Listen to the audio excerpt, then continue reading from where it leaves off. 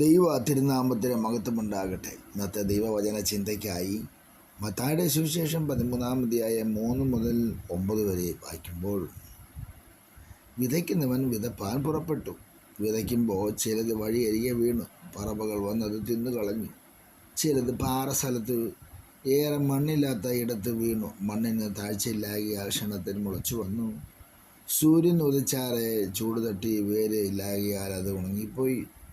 മറ്റ് ചിലത് മുള്ളിനടിയിൽ വീണു, മുള്ള് മുളച്ചു വളർന്നു, അതിനെ ഞെരുക്കി കളഞ്ഞു. മറ്റ് ചിലത് നല്ല നിലത്ത് വീണു, 100, 60, 30 മേനിയായി വിളഞ്ഞു. ചെവിയുള്ളവൻ കേൾക്കട്ടെ എന്ന് നാം ഇവിടെ വായിക്കുന്നു. ഈ വാക്യത്തിൻ്റെ സാരാംശം ക്രിസ്തുവിൽ വളരുക. നാം ചെവിയുള്ളവരാണെങ്കിൽ കേൾപ്പാൻ ഇതിൽ ഒട്ടേറെ ഉണ്ടല്ലോ. ഈ 4 തരം സ്ഥലങ്ങൾ: ഒന്ന് വഴിയരികെ, പാറസ്ഥലം, മുള്ളിനടിയിൽ, നല്ല നിലം. 4 സ്ഥലങ്ങളുണ്ട്. സുവിശേഷത്തിൻ്റെ 4 തലങ്ങൾ, സുവിശേഷത്തോടുള്ള 4 തരം പ്രതികരണങ്ങൾ,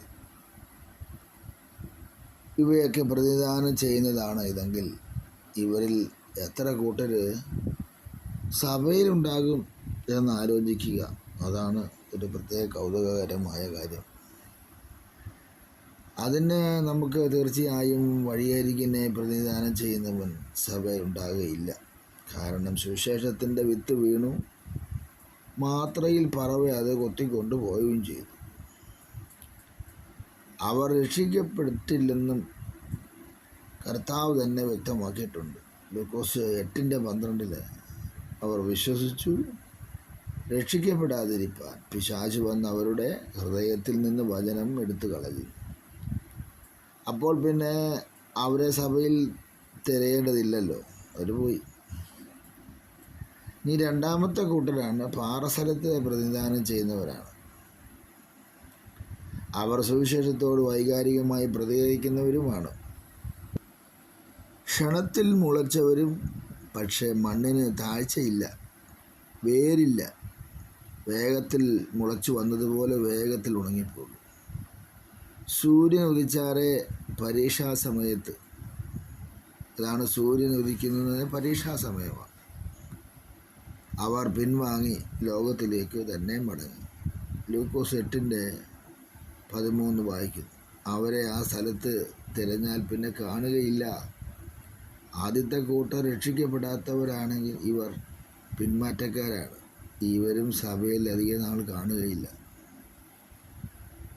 ഈ നിലയിൽ ചിന്തിക്കുമ്പോൾ മൂന്നാമത്തെ കൂട്ടരും മുള്ളിനടിയിൽ വീണ വിത്തിനെ പ്രതിദാനം ചെയ്യുന്നവർ. സഭയിൽ കാണുകയില്ല എന്ന് നാം വിചാരിക്കും. കാരണം മുള്ള് മുളച്ചു വളർന്നു, അതിനെ ഞെരുക്കിക്കളഞ്ഞു എന്ന് പറഞ്ഞിട്ടുണ്ടല്ലോ. എന്നാൽ സൂക്ഷ്മമായി നോക്കിയാൽ ആ ചെടി നശിച്ചു പോയില്ല. മുള്ളുകൾ അതിനെ ഞെരുക്കിക്കളഞ്ഞെങ്കിലും അതില്ലാതായില്ല. അത് ആ സ്ഥലത്ത് തന്നെ ഉണ്ടെന്ന് കാണാം. പിന്നെ അവരുടെ പ്രശ്നം എന്തായിരിക്കും? അവർ ഫലം കൊടുക്കുന്നില്ല എന്നുള്ളതാണ്. എന്നുവെച്ചാൽ നിഷ്ഫലരാണ് എന്ന് മാത്രം നമുക്കിവിടെ ചിന്തിക്കാം. മത്തായിയുടെ സുവിശേഷത്തിൽ വിശദീകരിക്കുന്നുണ്ട് 13:22. ലൂക്കോസ് അവരെക്കുറിച്ച് പറയുമ്പോൾ അവർ പൂർണ്ണമായ ഫലം കൊടുക്കാത്തവരാണ്. അതെ, കുറച്ചുകൂടെ വിശദമാക്കുന്നത് 8:14 അപ്പോൾ അവിടെ നോക്കിയാൽ നിഷ്ഫലർ, പൂർണ്ണമായ ഫലം കൊടുക്കുന്നില്ല എന്നിവരാണ് നമുക്കിവിടെ കാണാൻ കഴിയും. അപ്പം അവർക്കെതിരെയുള്ള കുറ്റമെന്ന് എന്താണെന്ന് ചോദിച്ചാൽ, നിഷ്ഫലരായണെങ്കിലും പൂർണ്ണമായ ഫലം കൊടുക്കാത്ത ഇരിക്കുന്നെങ്കിലും അവർ എവിടെയുണ്ട്? സഭയിലുണ്ട്. അവരില്ലായ്മയായി പോയിട്ടില്ല. സഭയിൽ അവരിപ്പോഴും ഉണ്ട്. കാരണം മുള്ളുകളായിട്ട് ഇരിപ്പുണ്ട്. നാലാമത്തെ കൂട്ടർ എന്ന് പറയുന്നത് നല്ല നിലം എന്നുള്ളതാണ്. തീർച്ചയായും അവർ 30, 60, 100 മേനിയായി ഫലം നൽകും. സജീവമായി സഭയിലുമുണ്ട്. ചുരുക്കത്തിൽ പറഞ്ഞാൽ, വിതയ്ക്കുന്നവൻ്റെ ഉപമ സംബന്ധിച്ച് വിശ്വാസികൾക്ക് ദൈവകൃപയുടെ പ്രശസ്തമായ ഒരു പാഠം ഇതാണ്: നാം രക്ഷിക്കപ്പെട്ടവരും പിന്മാറിപ്പോകാതെ സഭയിൽ ഇപ്പോഴും നിലനിൽക്കുന്നവരുമാകാം. പക്ഷേ അതിൻ്റെ അർത്ഥം നാം എല്ലാവരും നല്ല നിലമാണെന്നല്ല. അതിൻ്റെ അർത്ഥം നാം പക്ഷേ ദൈവകൃപയുടെ മഹത്വം കണ്ടവരാണ്. മുള്ളിനടിയിൽ ഞെരുങ്ങി പൂർണ്ണമായി ഫലം കൊടുക്കാതെ നിൽക്കുന്നവരുമാകാം.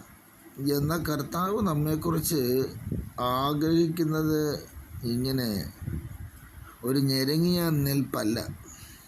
ക്ഷീണിച്ചും വായ്ക്കോട്ടയിട്ടും ഉറങ്ങിയും മയങ്ങിയും ഉദാസീനതയോടൊക്കെ ദൈവത്തിൻ്റെ വേല ചെയ്യുന്നവരാകരുത്. ദൈവകൃപയുടെ മഹത്വത്തിൽ നിൽക്കുന്നവരും പരിശുദ്ധാത്മാവിൻ്റെ നിറവിൽ നല്ല നിലത്ത് വീണ വിത്ത് പോലെ 30, 60, 100 മേനിയായി ഫലം കൊടുക്കുവാൻ ദൈവകൃപയിൽ ആശ്രയിച്ച് പ്രാർത്ഥിക്കുമ്പോഴാണ് ദൈവം നമ്മളെ സഹായിക്കുന്നത്. അതിനായിട്ട് ഈ വചനം നമ്മളെ സഹായിക്കും.